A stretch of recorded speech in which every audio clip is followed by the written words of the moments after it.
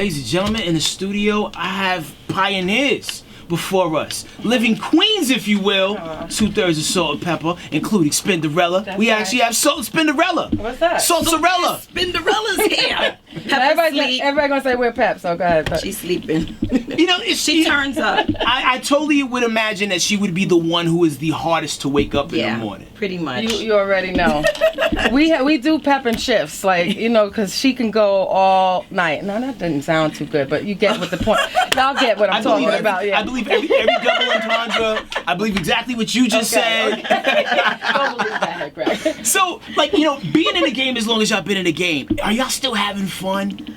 Oh my goodness. Oh, yeah. It feels like the 90s for us. Like I can't even get my voice back. That's how much we're performing. It's crazy. And we are having fun on stage. But to be honest, that traveling is starting to really get to me. It does. It wears on the body physically. I mean, because we're getting that popularity again. Like, so this has been growing for us. And, you know, we're getting a little bit older, but, you know, we do it. But one thing that we do is, like, we're pacing ourselves. Yeah. And we're taking care of ourselves. And, you know, for me in particular, doing more yoga, just taking care of my body. So and geriatric. Zen. We're pacing ourselves. Does it sound geriatric? But sure, it's the truth for me. We're drinking green juice. You're not old until you really get nice at shuffleboard. Yes. When you good at shuffleboard, then, like, you know, like, that's hey, when you've made it. Osteoporosis starts to take over, and it gets really crazy. We're celebrating our 30th anniversary. And that's why, 30 years doing this. So. I was a baby. Yeah, oh yeah, Gary. You was on your big wheel. And that's the crazy thing, like, you know, like when you realize, you know, because in your head, these albums just came out. Yes. Like, I remember getting Assault with a Deadly Pepper, Hot, Cool, and Vicious, Black's Magic, Very Necessary, Brand New. Yeah, see, I rode for a long time. I rode the train for a long time. Yeah. And it's just like, it's crazy that these albums are aging so gracefully. I was listening to Everybody Get Up, and it sounded just as hardcore and aggressive now today as it did back then. Yeah, it's true. We just heard a mix of all of our old stuff, some stuff that we don't even do in the show, and we were like, yo, we gotta add that. Like, I Am Down. Show. We always saying we're gonna add pieces to our show, like certain songs, or even do a medley, like but we haven't done it. So us hearing it reminds us that we got to do it. So this year we're going to be adding more of those, you know, songs from back in the days. But it's a blessing right now, the way that we're touring and all the things that we're doing. We're working on television. We're working on the Salt and Pepper biopic. We're working on clothing line. It's like with cooking show. We got a cooking show on Cookie Channel. And this particular year, for some reason, which is ironic because it's our 30th anniversary, there's just this resurgence of all 90s stuff, you know? And Salt and Pepper is catching that wave. And we got 90s babies, right? Yeah. But we got 90s babies in our audience. And we're like, why are you people here?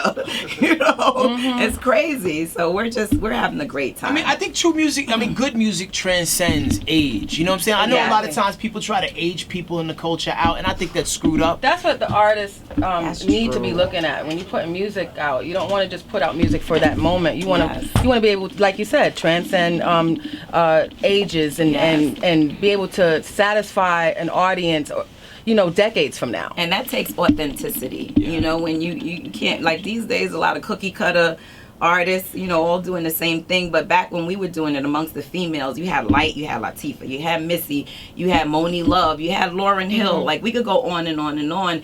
And we were just saying everyone was different. Like, Salt and Pepper brought fashion, fun, and femininity to hip hop. You know, that's what made us stand out. That's what made us different. And then you had Lauryn Hill, who brought consciousness. Everybody was doing their own thing, and that's why that music lasts, as far as I'm concerned. And shout out to Herbie Lovebug, who really had his thumb on the, because like, even when you listen to a record like Push It, structurally, there has never really been a record that was made that was formatted that exact same way. He was ahead of his time, like musically. A prodigy, basically. Just thinking ahead. Yeah. Seeing things that everyone else didn't see. And I hate that he's not in the conversation, like when people talk about the greatest producers of all time in hip hop, because if you listen to like Dana Dane's early stuff, Kid and Play's early stuff, like Herb was that dude. No, we appreciate Herbie for his genius. Nah, it's right though. People don't bring up Herbie's name that much. I don't know why. That's weird. But you mentioned names like like you said, Kwame, Kid and Play, Dana Dane, Salt and Pepper. This was all that music of that time was, you know, from that one camp. Yeah. You know? We was the first bad boy camp. Mm-hmm. we were the first ones that was really a camp. Yes. It's true. Now, I have a $50,000 milk carton question.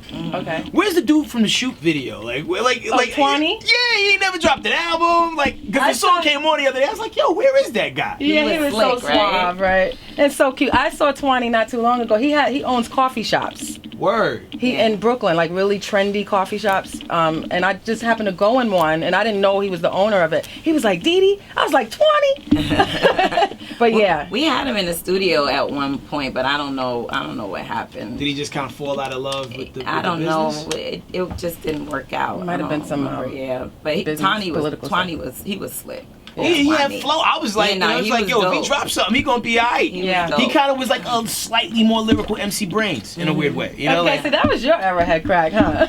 I studied mid-90s. music patterns and flows, and like, you know, you can tell when a guy got flow. I was like, yo, what's this guy gonna do? He really did. Yeah, I think he started trying to do some hard stuff, and it wasn't what he was really, you know. Like, you get caught up like that. I remember when Salt and Pepper tried to go hard.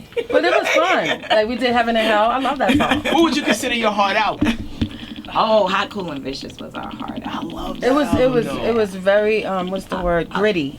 I'll Take very Your gritty. Man. Yeah. Oh, I like that one. Yeah. And I like Push It. That was one of my favorites. Push It. Yeah. The crowd goes crazy from those two songs, and Shoop, of course. Yeah. But even like the pop crossover stuff from like the second album, like, oh yeah, I like it like that. Oh yeah. Like, do you do that? You don't do that live, do you? When we go to Europe, y'all making us remember. We used to do that when we were like Europe. We do a lot of different stuff in Europe. Word. Yeah, I mean they really appreciate some of that poppy stuff. But we'll alter our show based on wherever we are. In Europe we would do that. And what's the other one? Twist and Shout. Yeah. It was a remake. Yeah, big song for us. Yeah, I don't like that song. Songs don't like a lot. It was weird. That song didn't age as well as the rest, because like there was a period in time where, you know, Fat Boys did Wipe Out, Run DMC had Walk This Way. Everybody, the old Fat Boys also did the Twist. There was a period of time where a lot of hip hop people would ride that wave and doing, you know, remakes and crossover records. Some things age well, some things not so much. Push It is one of those songs. Push It had that little poppy thing to it as well. So, but it was its own monster though. It was. Yeah. But when you're talking about songs that have that crossover appeal, those songs have that crossover. I Like It Like That and Twist and Shout and Push It would be in that category as well. It's just that Push It like kind of wins over everyone. Everyone seems to love that. Who plays Salt, Pepper, and Spinderella in a Salt and Pepper movie? Which we're working on. I'm gonna get me a new girl. I want somebody new. I was thinking of my daughter Christy, and she's a DJ as well. So I'm thinking of her, but I definitely want a new face. And definitely Pep's daughter. You know, I see her on the rap game. Yeah, I call her Growing Up Hip Hop. Yeah. She looked like Tretch and Pepper. You call her Trepper? Trepper. That's funny.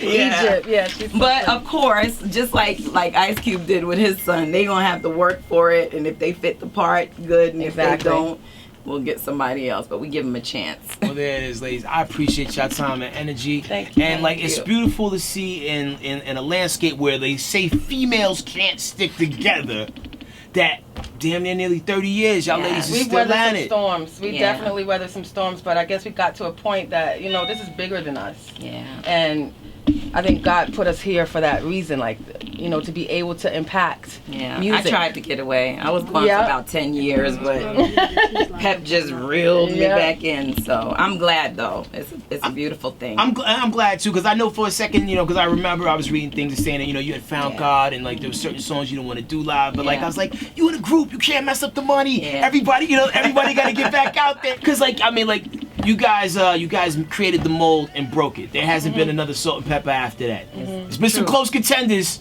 I really believed in Latrim. I believed in JJ Fad. But nah, there's only one Salt and Pepper, so I'm glad y'all ladies are still rocking. Thank you. And yo, We appreciate I can't wait to see what y'all do next. Congratulations. Amen to that. Thank